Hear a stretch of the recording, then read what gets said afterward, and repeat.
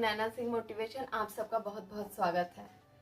मुझे जनरली अभी जल्दी किसी ने पूछा था कि नैना, जब सब कुछ ईश्वर करते हैं तो पाप पुण्य का परिणाम हमें क्यों भुगतना पड़ता है? क्योंकि जनरली लोगों में यही धारणा होती है कि हम एज अ पपेट हैं, ईश्वर जैसे चाहता है वैसे हमें नचाता है। अगर हम सांस भी ले रहे हैं तो उसकी मर्जी से ले रहे हैं, हम कहीं चल रहे हैं, उठ रहे हैं, बैठ रहे हैं, खा रहे हैं तो वो ईश्वर की कृपा है ना। ऐसे में सवाल ये होता है कि ईश्वर फिर पक्षपात क्यों करता है? क्यों वो किसी के खाते में ज्यादा पुण्य दे देता है, किसी को कम पुण्य दे देता है? क्योंकि सभी तो उसकी संतान है ना। तो मैंने सुना, फिर मुझे लगा कि हाँ, ये वाकई इंटरेस्टिंग क्वेश्चन है। और इसका फिर मैंने उनको अच्छे से उनको समझाया भी और वो समझ भी गए, कन्विंस हो गए मेरी बातों से। लेकिन फिर मुझे लगा कि इस टॉपिक पे, क्योंकि ये जनरली ऐसा होता है और मैंने भी सोशल मीडिया पे ऐसे कई देखी है वीडियोस जो इस चीज़ को बहुत प्रमोट करते हैं कि हाँ, जो कुछ भी है वो ईश्वर कर रहा है। एक कोई सुप्रीम शक्ति है जो हमें चला रही है, हमें पपेट की तरह घुमा रही है, हमें हर वक्त वॉच कर रही है। तो ये कहाँ तक सही है? तो पहले तो ये बात आप समझने की कोशिश करिए, ईश्वर हमारी सोच के परे है। हम जो ईश्वर ईश्वर ईश्वर ईश्वर का रट लगा कर रखते हैं, एक्चुअली पपेट उसने हम लोग को नहीं बना के रखा है, हम लोगों ने ईश्वर का हवा बना के रखा हुआ है। यकीन मानिए, ठीक है? ऐसा मत करिए, पहली चीज तो।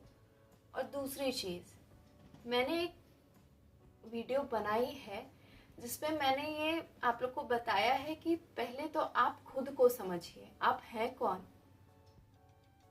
अगर इंसान अपने आप को पपेट समझता है, दैट मीन्स वो अपने आप को वैल्यू नहीं कर रहा है, वो जानता ही नहीं कि उसके अंदर क्या क्षमता है, क्या पावर है। तो पहले तो अपनी क्षमता को पहचानिए। आप ईश्वर से कंपेयर नहीं कर सकते, लेकिन अगर आपकी धारणा ये है कि ईश्वर सब कुछ करा रहा है तो ये धारणा गलत है। ऐसा नहीं है कि ईश्वर ने आपको मिट्टी का ऐसा बना के उसमें जान फूंक दिया और आसमान से टपका दिया, जा बेटा तू धरती पे, एक उद्देश्य दे दिया, पूरा कर।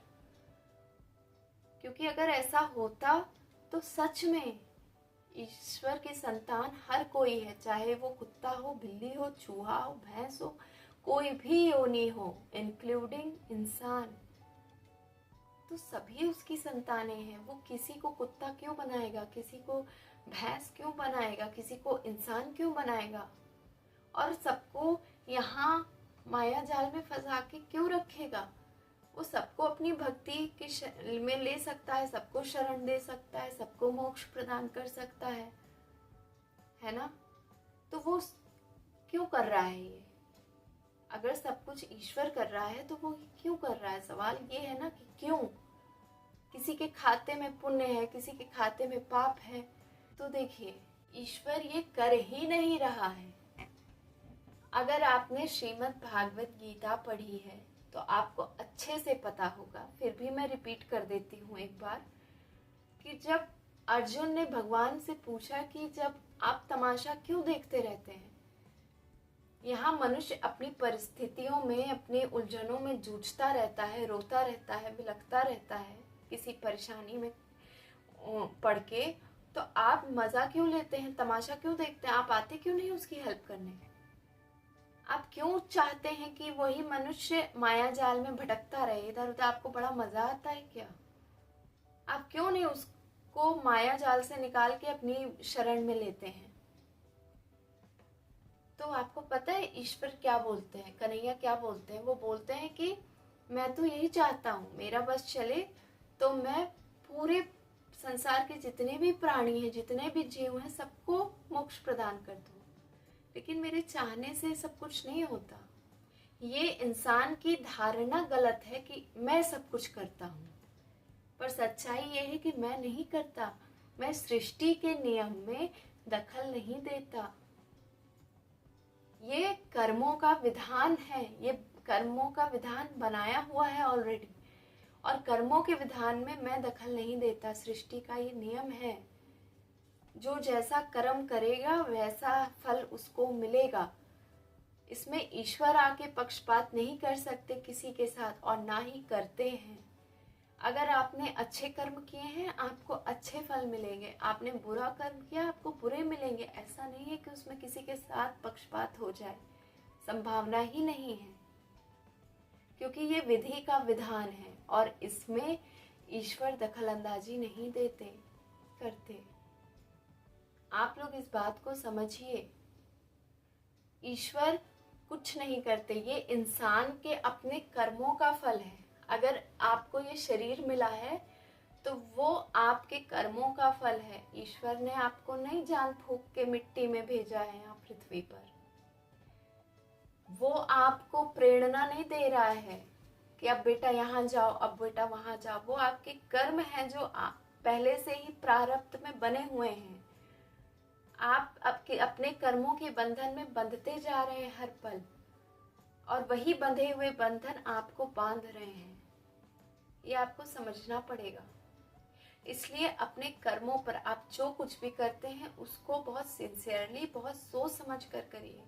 अपने मन में हमेशा जागरूक रहिए कि आप जो कर रहे हैं वो कहीं गलत तो नहीं है, कहीं किसी को ठेस तो नहीं पहुंच रही है, कहीं ऐसा तो नहीं मैं यहाँ नींद से सोया हूँ और मेरी वजह से कोई भूखा है, कि कोई तकलीफ में है, ऐसा तो नहीं है।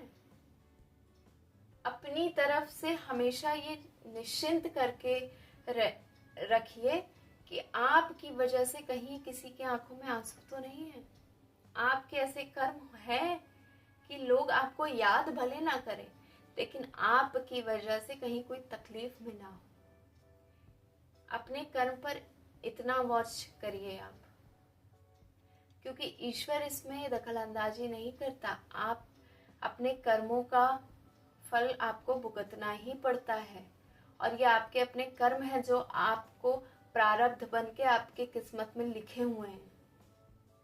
ये किसी के मिटाने से नहीं मिटेंगे, इसको कोई मिटा भी नहीं सकता है। ठीक है, इस चीज को आप समझिए।